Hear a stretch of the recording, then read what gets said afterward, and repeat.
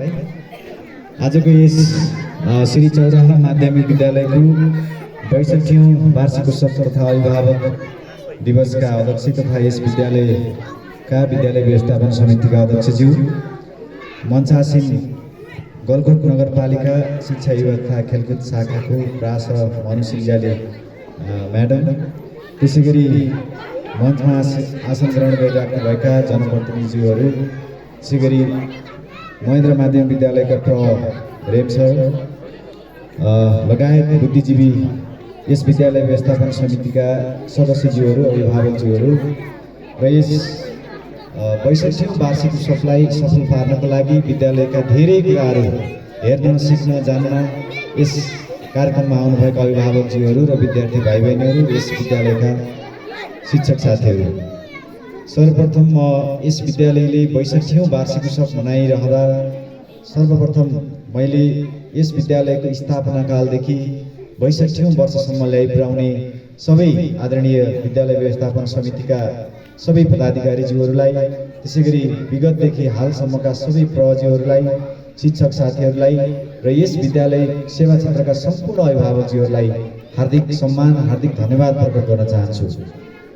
आज विद्यालयले 62औं वार्षिक उत्सव मनाइरहँदा यहाँ धेरै अभिभावकहरूले उपस्थित थियो। अहिले चिसो भएर उहाँहरू निस्किसक्नु भएको छ। यो सन्दर्भमा मैले केही कुराहरू अभिभावकज्यूहरूलाई, त्यसैगरी विद्यार्थी भाइ बहिनीहरूलाई, शिक्षक साथीहरूलाई र हामी सबैको भूमिकाबारे केही कुरा राख्ने अनुमति चाहन्छु। पक्कै पनि विद्यालयको वार्षिक उत्सवमा हामीले सबैभन्दा पहिलो प्रायोरिटी यो वार्षिक उत्सव अभिभावक दिवस भएको हिसाबमा हामीले अभिभावकहरूलाई पहिलो प्रायोरिटीमा राख्नुपर्छ आजको यो कार्यक्रममा, किनभने वार्षिक उत्सव भनेको हामीले अभिभावक दिवसको अवसरमा यो कार्यक्रम आयोजना गर्छौँ। त्यसैले आज म दिनभरि लगभग यहाँहरूसँगै बसेँ, यहाँहरूसँगै धेरै कुराहरू सिक्न, हेर्न, जान्न मैले पनि खोजेँ र अभिभावकहरूका कुनै पनि कार्यक्रमहरू यहाँहरू नराख्दाखेरि अभिभावकहरू केही निराशा हुनुभयो कि जस्तो लागेको छ। त्यही भएर अभिभावक केन्द्रित केही कार्यक्रम राख्नुभएको भए उहाँहरूलाई पनि विद्यालयप्रति केही आशा, अझै माया, लगाव बढ्दै जाने कुराहरू म राख्न चाहन्छु। र अभिभावकज्यूहरू केही यहाँ हुनुहुन्छ, अभिभावकज्यूहरू यहाँहरूको ठुलो एफर्ट रहन्छ, विद्यालयले धेरै प्रयास गरिरहेको छ हामी देख्छौँ। तर पनि अभिभावकज्यूहरूले विद्यार्थीहरूको समयमा ख्याल गरिदिनु भएन, विद्यार्थीहरू फर्केपछि केही होमवर्कमा ख्याल गरिदिनु भएन भने विद्यार्थीलाई जति कोसिस गरे पनि एक्लै प्रयासले, शिक्षकले एक्लै अथवा विद्यार्थीले एक्लै प्रयासले चाहिँ हुँदैन। यो त्रिकोणात्मक सम्बन्धले चल्ने यो शैक्षिक प्रक्रिया भनेर हामी त्यसै भनेको होइन। त्यसैले विद्यार्थीहरू नियमित रूपमा विद्यालयलाई पठाउने, सफासुग्घर राख्ने, विद्यार्थीहरूको पहिलो पाठशाला घर भएकोले अनिवार्य रूपमा बोल्न, सिक्न, आचरण सिकाउन, आफ्ना कला, धर्म, संस्कृतिहरूलाई घरबाटै सिकाउनको लागि म अभिभावकज्यूहरूलाई हार्दिक अनुरोध गर्न चाहन्छु। विद्यार्थीहरूले जे परिवारमा सिक्छ त्यही भाषा, त्यही शैली, त्यही आचरण, त्यही व्यवहार कक्षाको ठाउँमा आएर प्रस्तुत गर्दछ, त्यसको छाप अन्य विद्यार्थीलाई पर्छ। त्यसैले एकजना अभिभावकले पनि थोरै कमी कमजोरी गरिदिनु हो भने, जस्तो व्यवहार बोली सिकाउनु भयो भने त्यही बोली व्यवहार कक्षामा फैलन्छ, कक्षामा अर्को कक्षामा फैलन्छ, यसरी नै ट्रान्सफर्म हुँदै जान्छन् बिहेभियरहरू।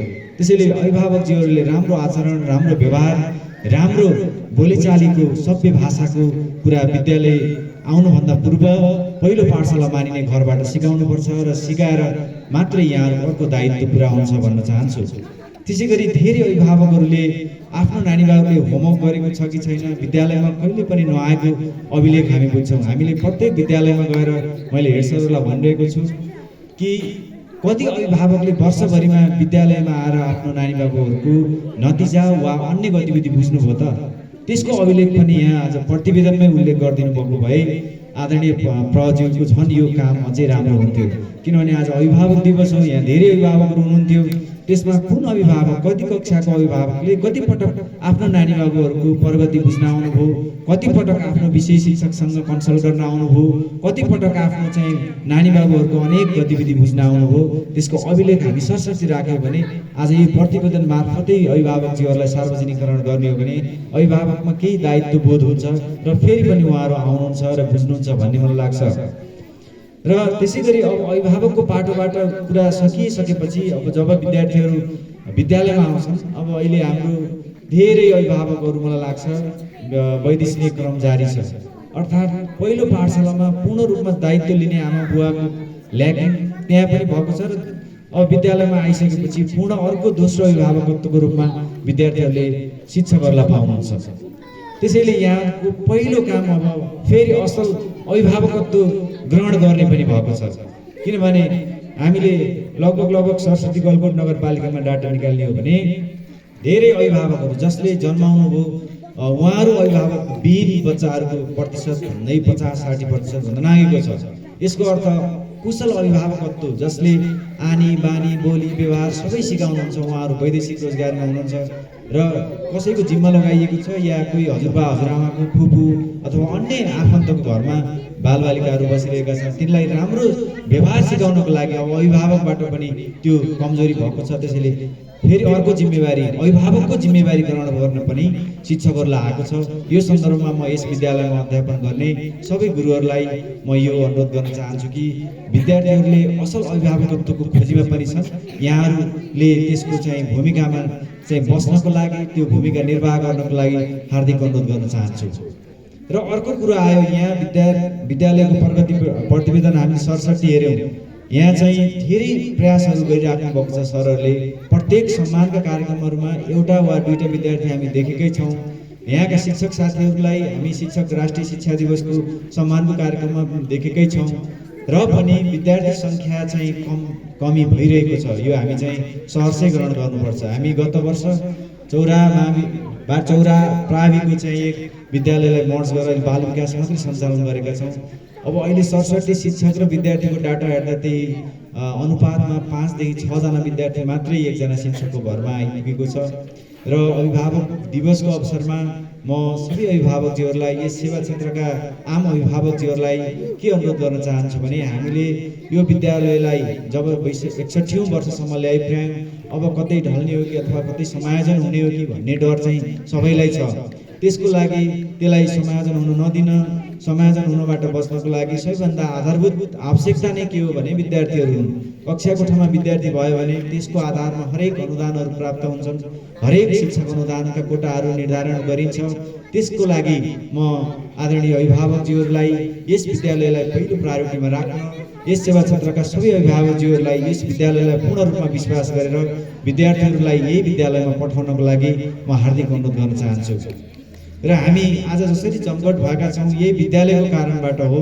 आज यो विद्यालयको भौतिक पूर्वाधार हेर्दाखेरि कुनै सहरको ठुलो विद्यालयभन्दा कमी छैन। कक्षा कोठाहरू आकर्षक भएका छन्, कक्षा कोठामा सुविधा सम्पन्न फर्निचरहरूको व्यवस्था छ, आइसिटी ल्याबको व्यवस्था छ, पुस्तकालय छ, साइन्स ल्याब छ र पूर्ण रूपमा यहाँको जनशक्ति अत्यन्तै क्रियाशील छ। यहाँका शिक्षक सरहरूको शैक्षिक योग्यता, यहाँका शिक्षक सरहरूको लगनशीलता हेर्दाखेरि मलाई लाग्छ काठमाडौँ वा पोखराका कुनै ठुला विद्यालयहरूमा भन्दा कम मेन पावर चाहिँ यहाँ छैन। तर यो मेन पावरलाई विश्वास गर्न र यहाँबाट उत्पादन हुने विद्यार्थीहरूलाई यहाँ ल्याउन र सिकाउन, टिकाउन र बजारमा बिकाउनको लागि अब अझै हामीले जति विद्यार्थी छन् ती विद्यार्थीमा काम गर्नुपर्ने चाहिँ देखिएको छ। अहिले हामीले देखिरहेका छौँ पाठ्यक्रम प्रारूप 2076 ले निर्दिष्ट गरेका सबै मूल्याङ्कनहरूलाई अझै पनि हामीले प्रयोग गर्न सकिरहेका छैनौँ। हामीले धेरै अभिभावकजीहरूबाट, धेरै शिक्षाविदहरूबाट के चाहिँ चार्ज पाइरहेका छौँ भने हाम्रा करिकुलमहरू बढी सैद्धान्तिक भए, व्यवहारिक चाहिँ कम भए भन्ने गुनासो हामीले धेरै ठाउँबाट सुनिरहेका छौँ। र त्यसको सम्बोधन गर्नको लागि यो पाठ्यक्रम प्रारूप 2076 ले केही न केही एड्रेस गरेको छ। यहाँ शिक्षक सरहरूले धेरै क्लासरुममा अथवा दैनिक रूपमा यहाँले हेरिराख्नु भएको छ। 50 अङ्कलाई कक्षा 1 दिनको पूर्ण रूपमा अहिले व्यवहारिक रूपमा विद्यार्थीहरूको मूल्याङ्कन गर्ने पद्धति आएको छ। अब यहाँको विद्यालय प्रशासनले, विद्यालय प्रहज्यूले खास गरी हामीले तलैबाट हेर्ने हो भने कक्षा 1 दिनको त्यो जुन आन्तरिक पूर्ण मूल्याङ्कन छ त्यसलाई पूर्ण रूपमा व्यवहारिक गर्न सकियो भने, त्यसलाई वस्तुनिष्ठ ढङ्गले हामीले चाहिँ मूल्याङ्कनको पुरै चाहिँ त्यो निर्देशिकालाई अवलम्बन गर्न सकियो भने विद्यार्थीहरूमा केही परिवर्तन भएर आउँछ र त्यो मेन पावर चाहिँ कक्षा 4 मा पुग्छ। 4 देखि 8 सम्म हेर्नु हो भने अहिले पूर्ण रूपमा 50 अङ्कको चाहिँ प्रगति अहिले शिक्षकको हातमा छोडिएको छ। विद्यार्थीलाई कुन गृह कार्य दिने, परियोजना कार्य कुन गराउने, विद्यार्थीहरूलाई प्र्याक्टिकलसँग कसरी जोडाउने, कसरी चाहिँ फिल्डमा लगेर विद्यार्थीहरूलाई प्रत्यक्ष अवलोकन गराउने, कक्षा कोठामा सहभागिताको आधारमा कसरी अङ्कन गर्ने, यी सबै कुरा त्यो 50 अङ्कमा आउने भएकोले शिक्षक साथीहरूलाई फेरि पहिलाको भन्दा अझै सहज मूल्याङ्कन भएको होइन कि थप जटिल बनाएर चाहिँ यो व्यवहारिक ढङ्गले कार्यान्वयन गर्नको लागि थप जिम्मेवारी दिएको हो भन्ने महसुस यहाँहरूले गर्नुपर्दछ। जस्तै कक्षा कोठामा विद्यार्थीहरू नियमित आए नआएको, त्यसमा पनि कति पर्सेन्ट चाहिँ विद्यार्थीहरू एटेन्डेन्ट भएको, विद्यार्थीले कति प्रोजेक्ट सकेको, परियोजना कार्य कति सकेको, नियमित रूपमा कक्षा कोठामा कति सक्रिय छ, यी सबै कुराहरूलाई हेरेर 50 अङ्क चाहिँ हामीले दिने गर्छौँ। त्यो 50 अङ्कलाई हामीले साँच्चीकै चाहिँ सम्पन्न गर्ने हो भने विद्यार्थीमा केही नयाँ परिवर्तन चाहिँ देख्न थाल्छ, नयाँ कुराहरू विद्यार्थीले सिक्न थाल्छन्। जब हामीले सैद्धान्तिक र व्यवहारिक पाठोलाई मिलाउन थाल्छौँ, विद्यार्थीहरूमा सिक्ने, बुझ्ने र त्यसमा अलिक बढी कौतूहलता जारी हुने पाठ्यक्रम चाहिँ जारी भएको छ। यसलाई पूर्ण रूपमा काम गर्नको लागि आदरणीय शिक्षक सरहरूलाई म हार्दिक अनुरोध गर्न चाहन्छु। त्यसै गरी हामीले धेरै कुराहरू अझै मिलाउनु पर्नेछ। विद्यार्थीका अनुशासनदेखि लिएर अभिभावकत्वको ग्रहण गर्नेदेखि लिएर हामीले दैनिक रूपमा विद्यार्थीको गृह कार्यलाई परीक्षण गरी पृष्ठपोषण दिनेदेखि लिएर विद्यार्थीको हरेक गतिविधिलाई सूक्ष्म ढङ्गले अवलोकन गर्नेदेखि लिएर विद्यार्थीका अन्तर्निहित प्रतिभाहरूलाई उजागर गर्ने किसिमका सबै गतिविधिहरू शिक्षक साथीहरूले गर्नुपर्नेछ। विद्यालय प्रशासनले मात्रै एक्लै नसक्ने भएकोले यसमा शिक्षामा काम गर्नको लागि टिम चाहिँ ठुलो चाहिन्छ। एक्लै प्रयासले चाहिँ अहिले शिक्षामा हामीले केही पनि गर्न सक्दैनौँ। त्यसैले सबै शिक्षक साथीहरूलाई सबै कोअर्डिनेट भएर एकत्रित भएर जति विद्यार्थी छन् ती विद्यार्थीहरूलाई बेस्ट अफ द बेस्ट बनाउनको लागि म हार्दिक अनुरोध गर्न चाहन्छु। त्यसै गरी यहाँलाई थाहा नै छ, हामीले पनि नगरपालिकाको तर्फबाट अथवा कार्यालयको तर्फबाट धेरै प्रयासहरू गरेका छन्। धेरै प्रयास चाहिँ हामीले विद्यार्थी, अभिभावक र शिक्षक साथीहरूलाई पहिलो चाहिँ प्रायोरिटीमा राखेर काम गरिरहेका छौँ। यहाँलाई थाहा नै छ, शिक्षक साथीहरू यहाँबाट सम्मान लिन जानुभयो, उत्साहित भएर आउनुभएको छ। विद्यार्थीहरूलाई हामीले सम्मान गरेका छौँ कक्षा 8, 10 र 12 को नतिजाको आधारमा। त्यसै गरी कक्षा 5, 8 र 10 को हामीले अर्धवार्षिक परीक्षाको सम्पूर्ण कस्ट नगरपालिकाले लिने चाहिँ ढङ्गले कक्षा 5 र 8 र 10 को परीक्षा अर्धवार्षिक रूपमा कपी परीक्षणदेखि लिएर उत्तर पुस्तिका सबै पठायौँ। कक्षा चाहिँ 5, 8 र 10 बाहेकको सबै कक्षाको अब हामी 4 देखि 9 कक्षासम्मका सबै प्रश्नपत्रहरू, सबै उत्तर पुस्तिकाहरू फेरि वार्षिक परीक्षामा पठाउँछौँ। यसको अर्थ के हो भने अभिभावकलाई थप चाहिँ आर्थिक भार नपरोस्, सबै परीक्षाहरू एकत्रित हुन्, सबै परीक्षाहरू चाहिँ हामीले एउटै एकद्वारबाट चाहिँ गरौँ भनेर नगरपालिकाले कक्षा 4 देखि 9 सम्मको सबै परीक्षाका प्रश्नपत्रहरू पठाउने हामी अन्तिम तयारी गरिरहेका छौँ। त्यसै गरी यो विद्यालय चाहिँ भर्खरै मात्रै सामाजिक विकास कार्यालयबाट अतिरिक्त कक्षाको लागि छनौट भएर कार्यक्रम सञ्चालन भइरहेको प्रज्यूले जानकारी गराउनु हो, हामीले सिफारिस गर्यौँ। त्यसै गरी अब केही महिनापछि 1 महिनाको लागि प्रति पिरियड 200 का दरले फेरि पनि हामीले कक्षा 8 र 10 मा पढाउने शिक्षक सरहरूलाई अङ्ग्रेजी र गणित विज्ञान जुन हाम्रो समस्याको रूपमा अहिले जुन आइरहेको छ ती विषयलाई थप उजागर गर्नको लागि शिक्षक साथीहरूलाई आर्थिक प्रोत्साहन गरेर अतिरिक्त कक्षा सञ्चालन गर्न लगाउँछौँ। र अरू थुप्रै कार्यक्रमहरू चाहिँ नगरपालिकाले गरिरहेको छ। यहाँलाई थाहा छ, राष्ट्रिय बाल दिवस, अन्तर्राष्ट्रिय त्यसै गरी शिक्षा दिवस, त्यसै गरी लगाएर हरेक कुरामा हामीले कार्यक्रम मार्फत जोडिरहेका छौँ शिक्षक, अभिभावक, त्यसै गरी विद्यार्थीहरूलाई।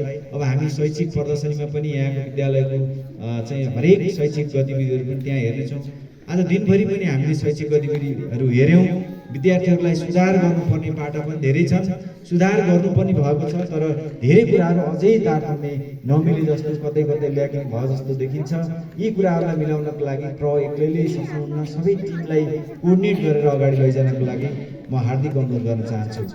र आज जुन ढङ्गको हामीले यो 61औं वार्षिक उत्सवमा मैले यस विद्यालयको निमन्त्रणालाई सहर्ष स्वीकार गरेर आज दिनभरिका यहाँका सबै गतिविधिहरू हेर्न, सुन्न र देख्न र केही सिक्न अवसर चाहिँ पाएँ।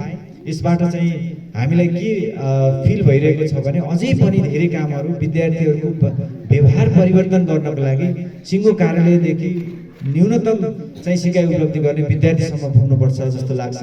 यहाँका विद्यार्थीहरूको गतिविधि, यहाँका विद्यार्थीहरूको सक्रियता देख्दा अझै यहाँका विद्यार्थीहरूले केही नयाँ काम गर्ने, नयाँ चाहिँ ढङ्गका प्रस्तुतिहरू दिने जस्तो देखिएको छ। अस्ति भर्खरै मात्र सम्पन्न भएको हाम्रो 13औं राष्ट्रपति तथा नगर प्रमुख रनिङ सिलमा यस विद्यालयले दोस्रो स्थान हासिल गरेको छ। त्यसैले विद्यार्थी सङ्ख्या धेरै हुँदैमा अथवा शैक्षिक चाहिँ सामग्रीहरू बढी हुँदैमा अथवा धेरै चाहिँ अभिभावकहरूको जमघट हुँदैमा पनि त्यो प्राप्त हुँदैन। धेरै विद्यालयले धेरै प्रयास गर्नुभएको थियो, तर यहाँका विद्यार्थीहरूले उत्कृष्ट प्रदर्शन गरेर नगरपालिकामा दोस्रो स्थान प्राप्त गर्ने चान्स कुरो थिएन। 23-24वटा विद्यालयहरू मध्येबाट दोस्रो स्थानमा यहाँको विद्यालय चाहिँ परेको थियो। हामीलाई अत्यन्तै खुसी लागेको थियो। थोरै विद्यार्थी हुँदाहुँदै पनि आफूलाई नगरमा चाहिँ अब्बल रूपमा खेलकुदमा प्रस्तुत गरेकोमा म यस विद्यालयका यहाँका चाहिँ खेल शिक्षक, यहाँका शिक्षक साथीहरू, विद्यार्थी भाइ बहिनीहरू र अभिभावकजीहरूलाई म हार्दिक सम्मान धन्यवाद प्रकट गर्न चाहन्छु। र हाम्रो यो विद्यालयकै मातृ विद्यालय हुने गरी चौरा आधारगत विद्यालयमा चाहिँ अहिले बाल विकास सञ्चालन भइरहेको छ। त्यहाँ हामीले ती विद्यार्थीहरूलाई पनि समेट्ने ढङ्गले अस्तिको शिक्षा समितिको बैठकबाट 25,000 रुपियाँ चाहिँ शैक्षिक सामग्री व्यवस्थापन गर्नको लागि छुट्याएका छौँ। ती सामग्रीहरू समयमै व्यवस्थापन गर्नको लागि र ती विद्यार्थीहरूलाई पनि यो शैक्षिक उपलब्धिमा सरिक बनाउनको लागि यहाँको प्रज्यूले उल्लेखनीय भूमिका खेल्नुहुनेछ। ती शैक्षिक सामग्री व्यवस्थापनमा छिटोभन्दा छिटो काम गरिदिनु हुनको लागि पनि म हार्दिक अनुरोध गर्न चाहन्छु। र आजको कार्यक्रम हेर्दा सबै चाहिँ क्रियाकलापहरू हेर्दाखेरि मलाई के लाग्छ भने अभिभावकहरूलाई पहिलो केन्द्रबिन्दुमा राखिदिनु होला अभिभावक दिवसको दिन, किनभने उहाँहरूको कार्यक्रम पनि हो। वर्षभरिमा सबै अभिभावकहरूलाई यसरी जुटाउन सकिँदैन। त्यही भएर अभिभावकहरूलाई एक्टिभ बनाउनको लागि, अभिभावकहरूबाट उहाँहरूका प्रतिक्रिया सुन्नको लागि, उहाँबाट आएका सजेसनहरू सुन्नको लागि पहिलो हामीले अभिभावकहरूलाई प्रायोरिटी दिनुपर्छ। त्यस्ता खालका कार्यक्रमहरू ल्याउनको लागि अनुरोध गर्दछु।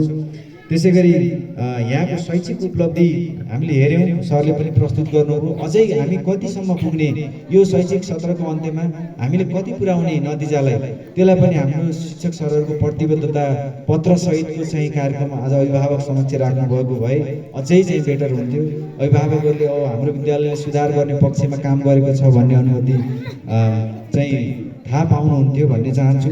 त्यसै गरी कार्यक्रम सञ्चालन गर्दै गर्दाखेरि कामको बाँडफाँड अझै शिक्षक सरहरूमा भएन कि जस्तो लाग्यो।